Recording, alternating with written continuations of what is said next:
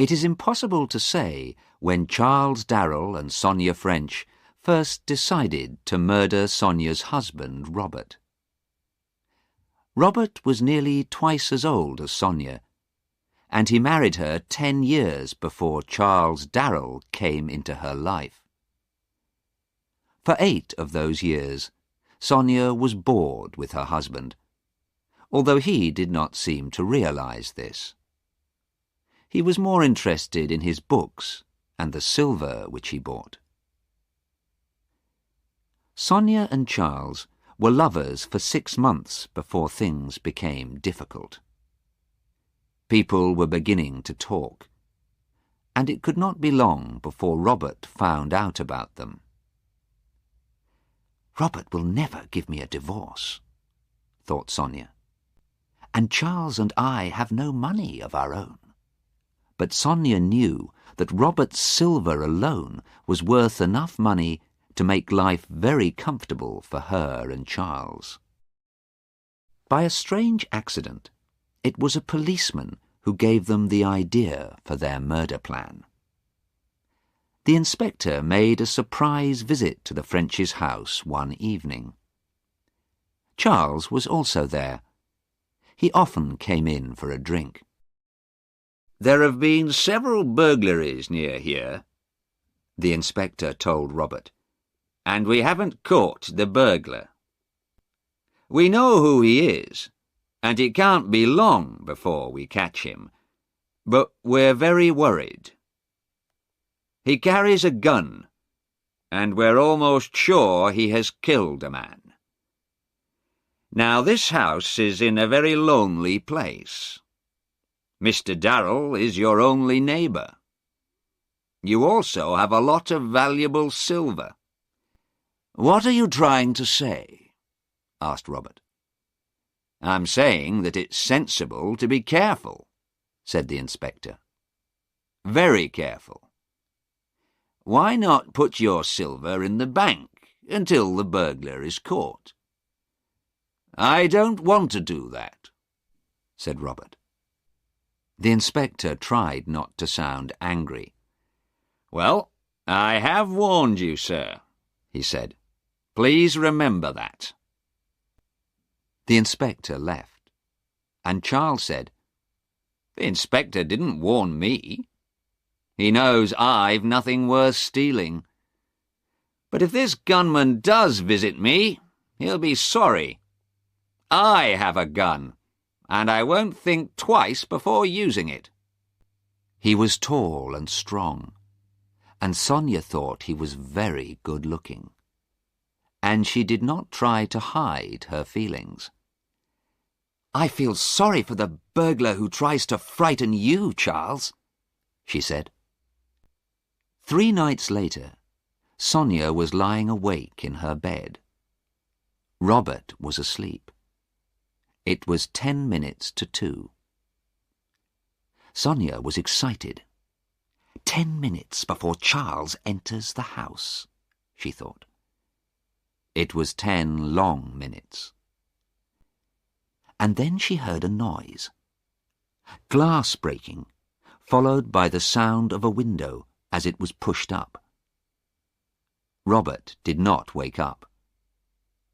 Sonia waited until she heard the sound of Charles climbing through the open window. Then she reached across to Robert's bed. "Robert!" She was shaking him. "Wake up! There's somebody downstairs!" Robert woke slowly. "What? Someone downstairs? No, I'm sure you're—" He sat up in bed, awake now. "There is someone. I'll have to go down, I suppose." He put on his old grey dressing gown and went out of the room.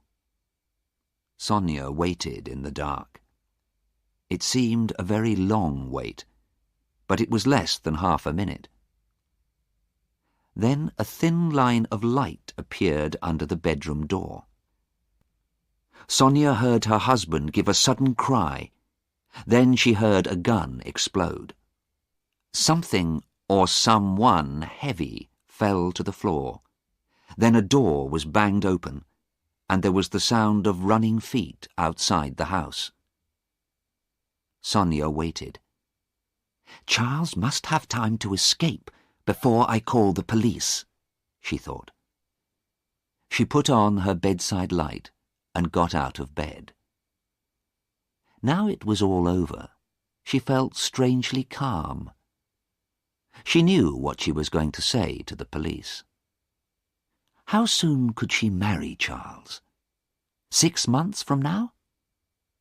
They could go to Venice for a holiday after they were married. She had always wanted to see Venice. Then the door opened, and Robert walked in.